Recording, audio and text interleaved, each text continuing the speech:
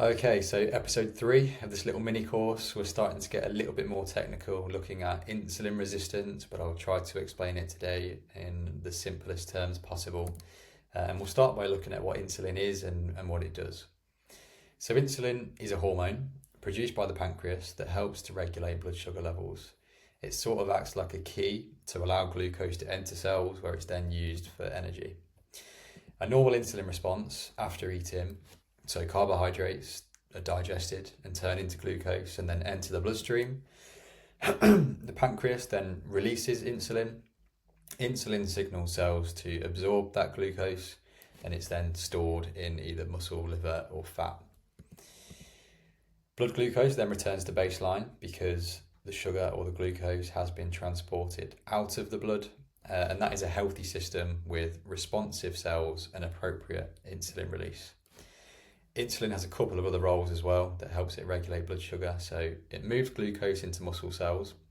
It suppresses liver glucose production. So at rest, lots of our glucose is stored inside of our liver. So insulin basically tells the liver to stop releasing that glucose back into the blood to keep blood sugar down. And it also promotes glycogen storage and inhibits fat breakdown because that would also be turned into glucose and would increase blood sugar. So it does a few different jobs to help keep blood sugar down where it should be. When we look at insulin resistance, there's a diagram below me sort of showing insulin resistance on the right hand side. So on the left, the glucose is traveling through the cell wall and entering the cell. On the right, it's like insulin has forgotten to unlock the door to open the cell wall, and the glucose or the sugar is then remaining stuck inside of the bloodstream, and that's what we call insulin resistance. So the cells then require more insulin to achieve the same glucose uptake. So the body is sort of compensating by releasing more and more insulin to do the same job to maintain normal blood glucose temporarily.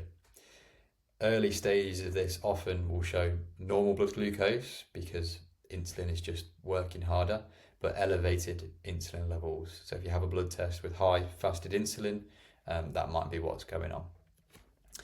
So in terms of where this happens in the body, 3 main areas. The first is in muscle tissue, there's reduced glucose uptake. The liver, the liver continues releasing glucose despite insulin telling it not to.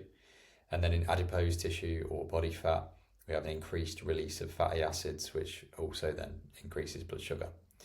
So these tissues sort of interact or amplify the problem. So just quickly, in a little bit of detail, inside the cells, insulin receptors become less responsive. So it's like the signaling pathways weaken. The result of that is glucose remains in the bloodstream longer.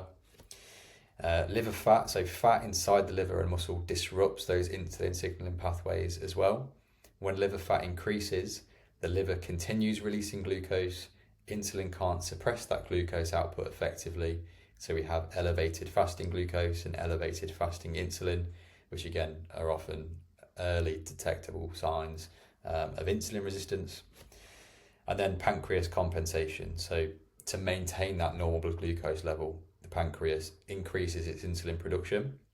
This creates what we call hyperinsulinemia, where blood glucose may still look normal, but your insulin levels are chronically elevated, which just means elevated for a long period of time. So this stage can last years before diabetes develops, before blood sugar goes into that dangerous zone, and also creates pancreatic stress, where over time cells in the pancreas begin to struggle and eventually insulin production can decline. So your body's not able to produce as much insulin as it was before. When we're thinking about reversing diabetes, everything that we do, including changes to different aspects of lifestyle, all sort of revolves around actually reversing insulin resistance first, because that's the first stage that then in turn increases blood sugar.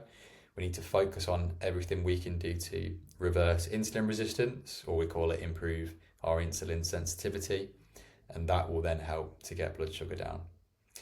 So please subscribe, watch the rest of the videos, and we'll go through some of those topics, and I'll see you in the next one.